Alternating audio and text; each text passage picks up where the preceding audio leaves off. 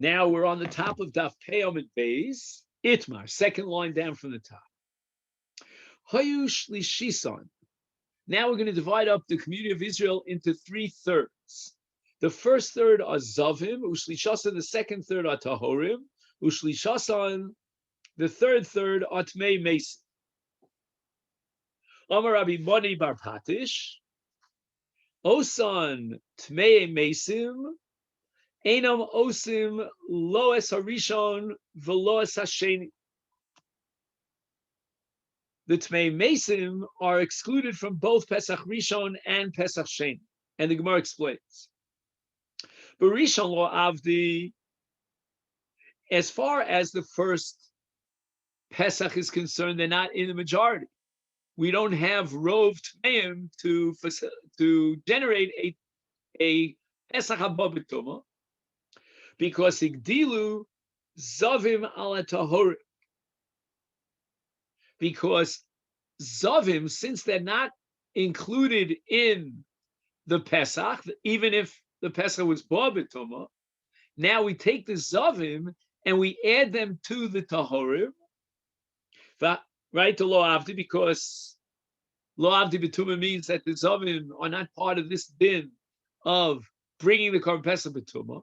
So Memela, they become part of the Tahorim.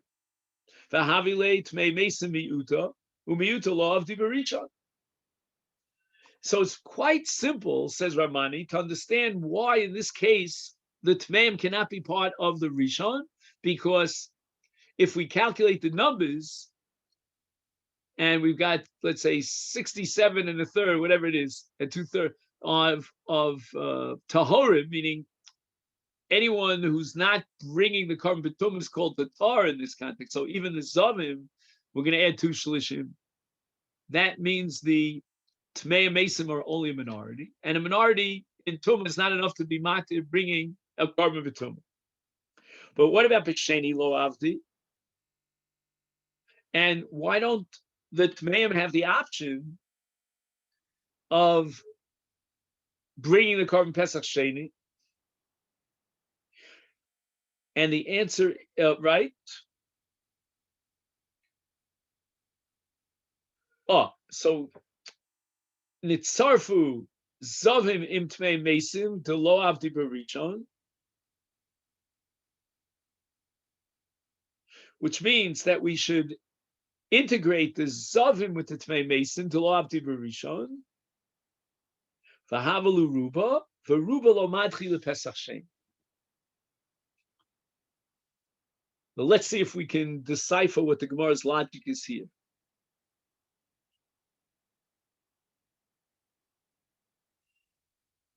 When you have the rove of the tzibur bringing the Korban Pesach, then we have halach of mute, of ish, of the individual who couldn't participate in the Korban, and then we send him to Pesach Sheni.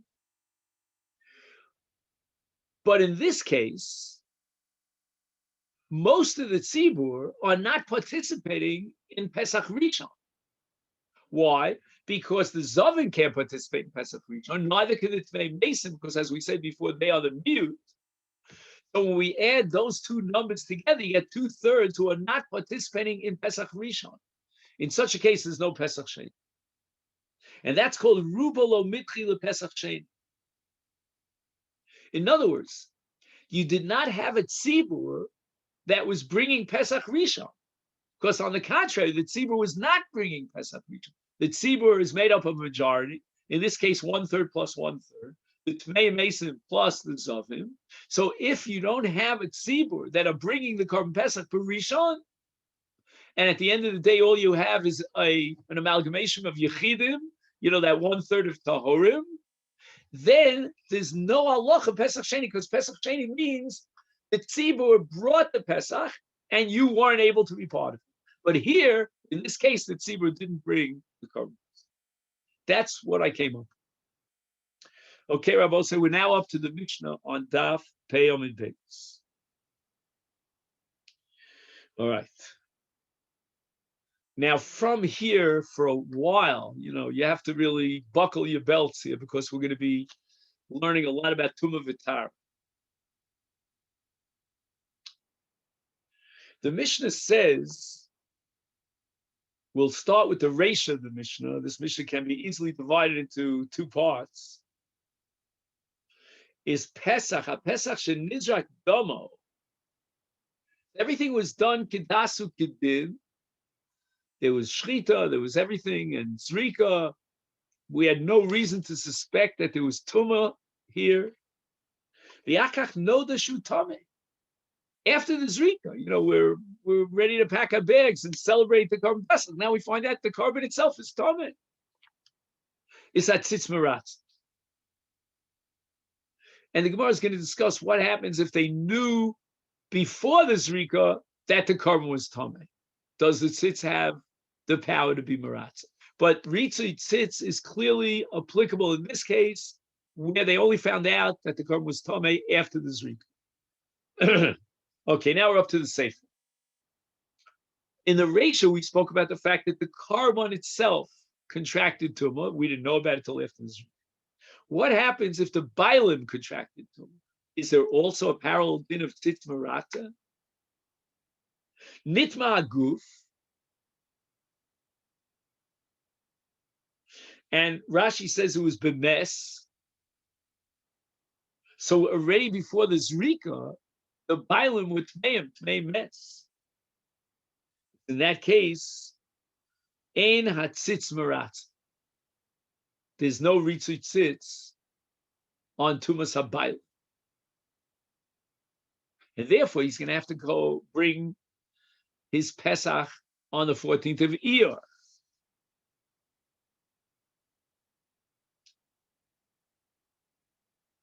Now the Mishnah tries to justify why are we differentiating between Tumas HaKarban and Tumas HaBailim. Mipnei Sha'amru, the Chachamim said, HaNazir, who brings his Karbanos when he finishes his Nazirus, ve'oseh v'Pesach, Osa Pesach, and Korban Pesach, Hatzitz Meratz al Tumas Hadam, v'ein Hatzitz Meratz al Tumas Haguf. So Tumas Hadam means that the korban became tamei, even the dam itself became tamei, and the tzitz is meratz when they find out about the tumah after the zrika. But as far as tumas habaylim are concerned, tumas haguf, then the tzitz is not meratz. Now, keep in mind that in the case of a nazir, there's like nothing to talk about. The Mishnah is not really adding anything, because if there was tumas haguf, then the nazir has to start his nazirus all over again. So whether the korban, whether the korban was subject to ritzui tzitz or not is totally irrelevant. But as far as the Pesach is concerned, now we have to know: was he yotze with Pesach Rishon, or does he have Pesach? Is he pushed off the Pesach chain? And if einat tzitz meratz al tumas haguf, he's going to have to bring his korban on Pesach Sheni. And now we get to a subcategory of Tumas Haguf. Now, Tumas Haguf means that he knows that he had contact with a corpse, or he was in oil with a corpse, whatever it might be. But now we have something called Tumas Tahon, which is going to occupy our minds not just today, but also tomorrow. Nitma Tumas HaTahom, Hatzitz Meratz.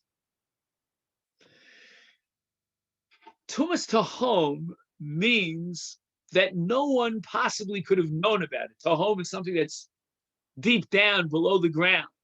It's concealed. And it's only later that we find out about it. Like, let's say, for example, there's a kever below the ground, and we only exhumed it later on.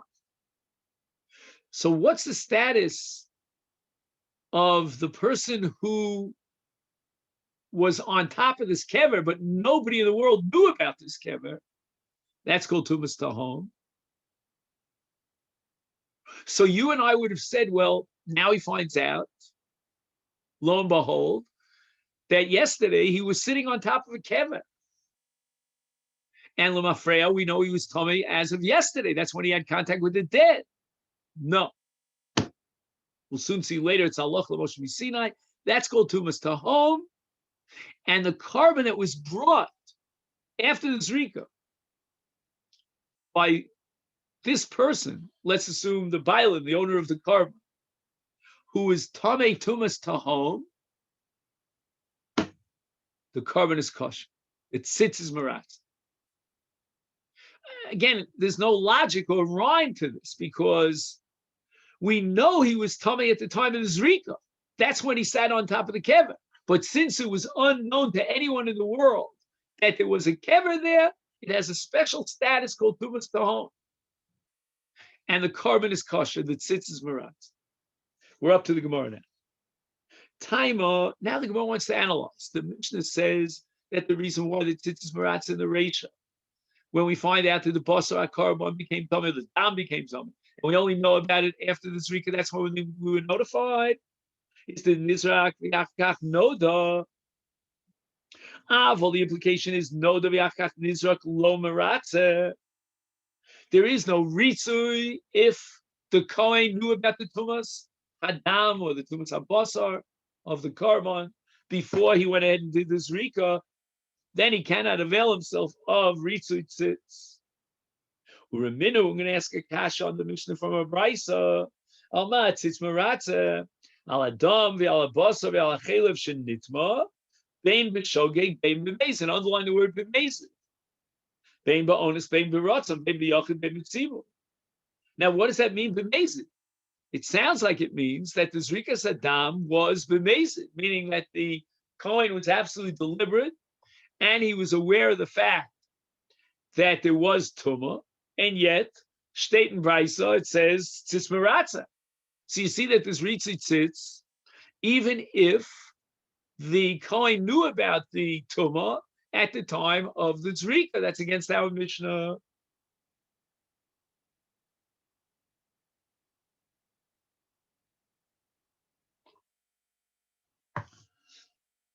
And on this issue, how to reconcile the Mishnah and the Brisa we have now in Machlokas between Ravina and Rav Shila.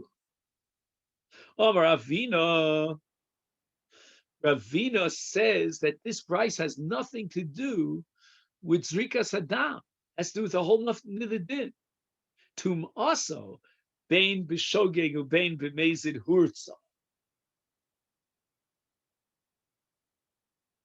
When the Brisa says Bein B'Mezid Bein B'Shogeg, there's Ritzit Tzitz, it's referring to Tumas HaKarbon.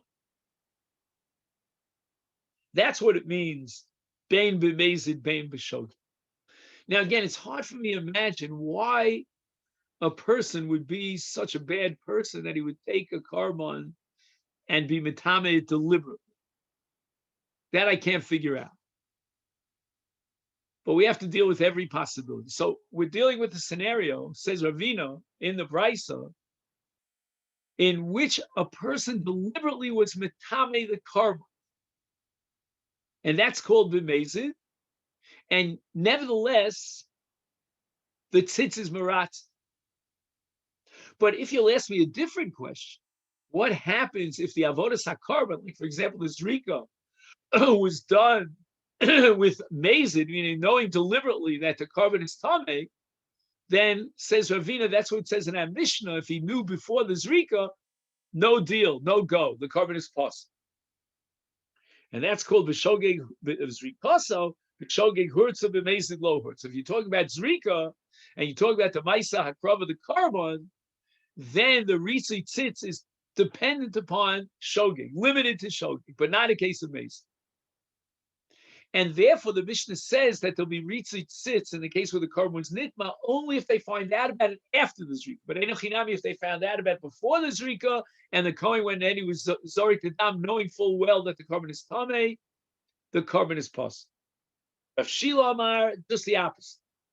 Zrikaso bein b'shogeg bein b'mezid hurtza. Even if the Kohen knew at the time of the Zrika that the carbon was tameh, that's called mezid. Nevertheless, b'di'eved, the carbon is maratza. It's got a validity of the carbon. And that's what the Brisa means when it says, bein b'shogeg Bain b'mezid. We're talking about the zrika. Tuma also b'shogeg hurtza b'mezid lo hurtza. Somehow, as we'll see at the Gemara later on, is going to try to work this out in the language of the Mishnah. But in any event, Rabbi Shilo is interpreting the Mishnah as referring to a case of tum also, meaning how did the carbon contract tuma? Was it b'mezid or b'shogeg? And the answer is it was b'shogeg. And that's what he means, before and after. But according to Rabbi Shilo, if you ask the question about the zrika, it would make no difference whether the Kohen HaZorek knew about the tumah before he embarked on the zrika or he did not, and he found out after the zrika. So again, just to summarize, according to Ravina, this distinction between knowledge and not knowledge, did he know about it, the Kohen or not, that's referring to zrika. And therefore zrika is b'shogeg hurtza, b'mezid lo hurtza. According to Rav Shilo, as far as zrika is concerned, there's no difference. But where are we going to differentiate between mezid and shogeg? What does the Mishnah have in mind? That's as far as the tumah is concerned, as far as being metami the bus. So the Gemara now asks the obvious question. I mean, the Mishnah says just the opposite. How can Rabbi Shilo explain what he explains in the Mishnah? V'ela hadik tani. Now we look at the Mishnah. The Mishnah says bein b'shogeg, bein b'mezid, and the Mishnah says al adam. Just 1 second. No. The words al adam are in the brisa. My mistake. I said Mishnah. I meant brisa. So that which it says in the brisa al adam is bein b'shogeg, bein b'mezid, which sounds like we're dealing with not the zrika, but the tumas hakarbon. How did the carbon contract tumah? Because it says al hadam, and the brisa says bein b'mezid, bein b'shogeg, which is against Rabbi Shilo. Rabbi Shilo was the one who said that as far as the carbon is concerned, tumas shel carbon, it's dafka when it was a shogeg that the carbon contracted tumah, then the tzitzis maratza but not b'mezid hochi kamar. Here's the way we're going to explain the brisa, and then we'll get to the Mishnah in a minute. Is nitma b'shogeg uzrako bein b'shogeg ubein b'mezid hurtza. And if the carbon contracted tumah b'shogeg, he didn't know that this was basar carbon, accidentally, inadvertently, he was mitameh it, then hurtza, then it sits as maratza.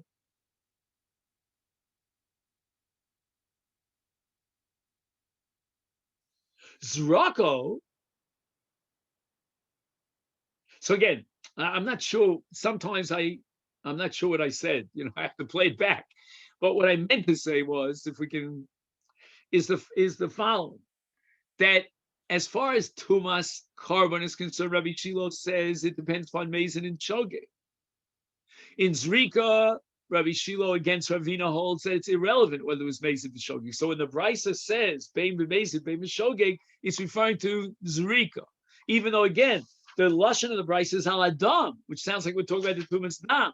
But here, Rabbi Shilo is going to inject an extra word here, al adam b'shogeg, meaning if the dam contracted tumah b'shogeg, but not b'mezid. And the bein b'mezid, bein b'shogeg applies to zrika, which again is completely the opposite of what Ravina said. But hadik tani, now we get back to the Mishnah. Dam shenizrak v'achach noda, and we were medayik. The time the nizrak v'achach noda al nod v'achach nizrak lo. That's against Rabbi Shilo, because now we're saying that if he finds out about the tumah before the zrika and he went in, he was zorek it, we're saying now that the zrika is invalid. It's only valid when he finds out about the tumah after the zrika. That's against Rabbi Shilo.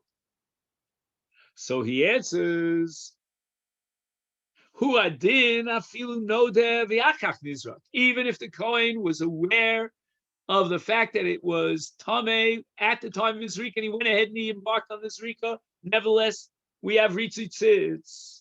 I Hoditani Nizrak Viachach Noda. So why did the Mishnah use that language? Was just to confuse us? And we're going to use one of those IDs. You remember our favorite ID. He says, Mishum de Boilim Misnei Seifa. In the Seifa, he wants to tell you that Nitma Guf, Einat Tzitz Meratze. And there the din is Afilu Nizrak Viachach Noda, even if after the Zrika, somebody notifies him, he gets an email that the person who brought this carbon was Tameh. So therefore, the Kohen did everything in innocence, and you might think that there should be ritzit. Lo, there's no ritzit. Sits on Tumas Bailim. Is therefore Ketani Sefer Nami Nizrak V'Achakach Noda. So the Sefer is just a mirror image of the Reish, and that's why he uses this ambiguous language. But in truth, it makes no difference, according to Rabbi Shiloh's interpretation, as to whether the Kohen who did this Rika knew about the Tumah or he didn't know about the Tumah. When are we going to require Dafka Shogeg for ritzit sits? That's only as far as being metame the boss. And again, the machlokas here is probably about what we call a knas d'Rabbanan. And according to Ravina, the person who's really deserves to be penalized is the Kohen who went in and was Zorik knowing that it's Tameh. Whereas according to Shiloh, the person who deserves to be punished, to be penalized, is the person who went ahead and was metame basar kodesh. The Mishnah says, Nitma Tumas Hatahom. Now we get back to Tumas Hatahom. His boy, Rami Bar Chama, Kohen Amaratza B'Korban Oseyem, Hutralo Tumas Hatahom Lo. We have halacha that applies to both the Korban of a Nazir and the Korban Pesach, that the Torah was Matir Tumas Tahom. What if the Kohen himself, who did the Avodah, was Tameh b'tumas tahom? That means after the avodah, we found out that he was sitting on a kever that was below the ground and nobody knew about it. Shall we say? The Gemara analyzes the tzadim in the suffix of Rabbi Bacham Dechi Gemiri. When do we learn this din of tumas hatahom? And again, the word Gemiri here means halach l'moshe misinai, but we don't know that because the Gemara doesn't know. Anyway, is tumas tahom b'bailim? That's only with regard to the bailim that became tameh. Aval Kohen lo Gemiri. O Dilma bizivcha Gemiri. Loshna Bailim. Loshna Kohen, Loshna Bailim. Is it halach in karbonos, meaning Nazir Pesach? And it doesn't matter whether or not this Tumas Tahom was that of the Bailim or even if it was that of the Kohen. Omar Rabbi Toshma, I want to prove one way or the other. The Tani, Rabbi Chia, we have a brisa, Rabbi Chia, lo Amru Tumas Hatahom. Ella lemes bilvad. That the halacha of tumas tahom only applies to tumas mes. That means that he didn't know that there was a kever below the ground. So Rava says, let's be medayik in the lashon of Rav Chia's brisa. Mes lemute mai. What is Rabbi Chia coming to exclude? Lav lemuute tumas hatahom desheretz. The only thing we can think of is tumas tahom desheretz, which probably means the sheretz was wrapped up in some sort of a bag or so, and he carried the bag. Nobody knew in the world that there was a sheretz inside a dead sheretz in the bag. And in such a case, we're not going to apply this heter of tumas tahom because of the brisa of Rabbi Chia. So now Rava continues. Ubevai askina. What's the case of tumas tahom of sheretz? Name of bebailim. If you're going to tell me that the bala carbon was nitma b'sheretz, ubeman. And now we have one of two. Let's go through both possibilities. Nazir, the korbanos Nazir, and then the korbanos for korban pesach. Even Nazir, mima anibe.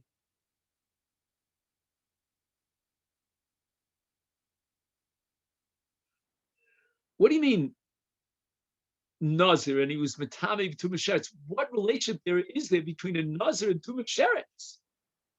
The Torah says, Ki yomus meis olav, is then a yomim arishonim yitlu. In other words, what's antithetical to Nazirus is Tumas Mes. So what are you talking? You're talking about Tumas Tahom of a Sheretz. Even if he knew for sure that he was Matai with a Sheretz, he would still be able to bring his Karbanos. Because the only thing that interferes with his Karbanos and undermines his Nazirus is Tumas Mes. That's what it says in the Apostle. Is Amar Achmona, that's what it says in the Apostle. Ella, Biosa Pesach. We only have one other option. And Rabbi Chia has in mind to exclude Tumas Tahom of a Sheretz in the case of a Pesach. Is Hanichel Amandi Omar. This could work out according to one opinion later on. In other words, we will not bring the carbon on behalf of a Tamei Sheretz. And now Rabbi Chia says that not only in a Vadai Tuma, but even in a Tumas Tahom, we will not bring the carbon on behalf of a Tamei Sheretz. Because Igloi Milsa, now we find out that at the time, 14th of Nisan of the Pesach, he was Tamei. And the din of Tumas Tahom only applies to Tumas Mes. But what are you going to do, Elaman Tiyomar? Shochtiv Vizarkin al Tmei Sheretz, because the Tamei Sheretz goes to the mikvah, and then at nighttime of the 15th, when it's ready for Achilas Pesach, he's already tar. So we're going to bring the carbon on the 14th, knowing full well that an hour from now he'll be tar. If that be the case, then Hashta Tuma Yedua Hutralo, even if we know he was Tamei Sheretz, we're going to go ahead and bring the carbon on his behalf, is Tumas Tahom Lo Kolshken. How can you exclude Tumas Tahom in the case of Tumas Sheretz with regard to a carbon Pesach? Because we're going according to the Madi Omar that Shoftim Zorchin Al Tmei Sheretz. Elalav, our back is against the wall. We have no other possibility. Big Kohen, that the Kohen is being makriv of the Karbanos of the Nazir in the Pesach. He contracted Tumas Sheretz b'tahom, ushmami no hutralo tumas hatahom.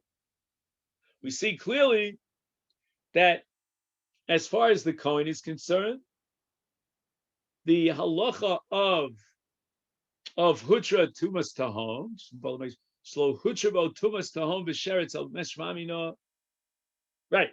In other words, what Rabbi Chia is excluding is Tumas Tahom of a Sheretz. But as far as Tumas Tahom of Tamei Mes, we would apply the heter. And now we must be talking in the context of Rabbi Chia of Tumas HaKohen. So we see that even in Tumas HaKohen, there's halacha that if the Kohen sat on a kever and he didn't know it was a kever, nobody knew it was a kever, and he finds out later, then the avodah is kshera. Rav Yosef rejects this proof. Liolam v'bailim u'b'pesach. And now you're asking me, well, we're holding now that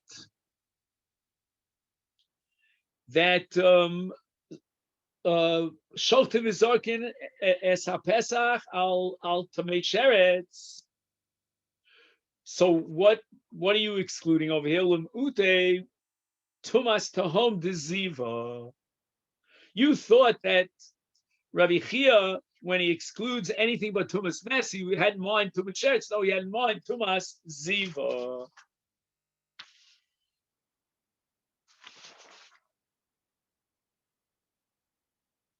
Now, the Gemara is going to reject Rav Yosef, but we'll have to leave after tomorrow. Let's just spend the last minute, and I know we're a little bit beyond our time, to understand what Rav Yosef is saying about Ziva. So we're talking about a person, remember Zav is Tamei for 7 days. Now we're on the last day of his Tumah. He's about to become Tar. And they went ahead and they was Zorek the Dam on behalf of this, the Dam of the Korban Pesach, on behalf of the Zav. Tonight, on the 15th, he can eat the karma because he's no longer a Zav. But now what happens is, he had, after the Shchitas HaPesach, let's say the Shchitas HaPesach was at 3 p.m. on the afternoon of the 14th. An hour later, he sees another Ziva. That's called Stira. What do I mean by Stira? when a Zav counts 7 days and then he's Tovel and he goes to be Matar himself, that's because for 7 full days he had no Re'iyas Zav. Here, on the very last day, Nebuch, of his 7 days, he had a Re'iyas Zav. Now it means that he gloy milsam afreya, because that's halach of stira, that all the 7 days he was tameh. But yet nobody could know about it. By definition, almost a tumas tahom. Who could predict that he was going to have this ziva? And the mafreya, he would become tameh.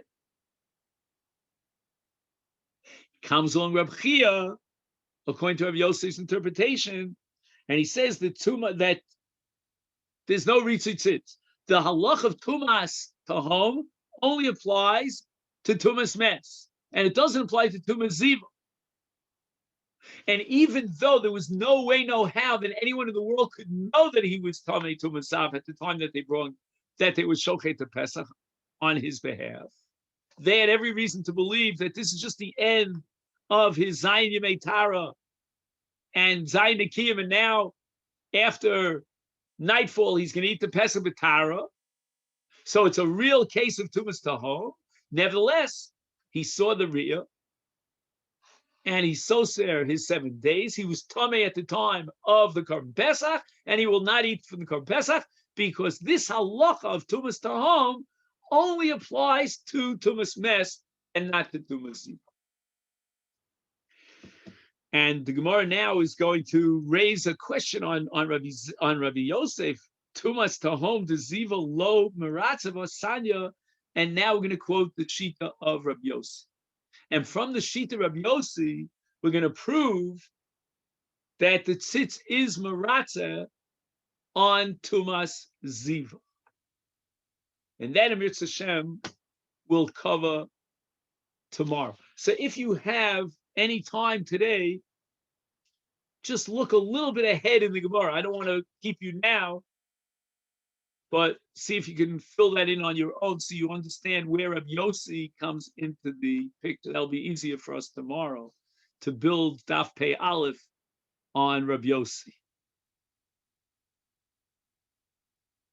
Okay then, so we're here on the bottom of Pei Yomid Beis. Have a great day.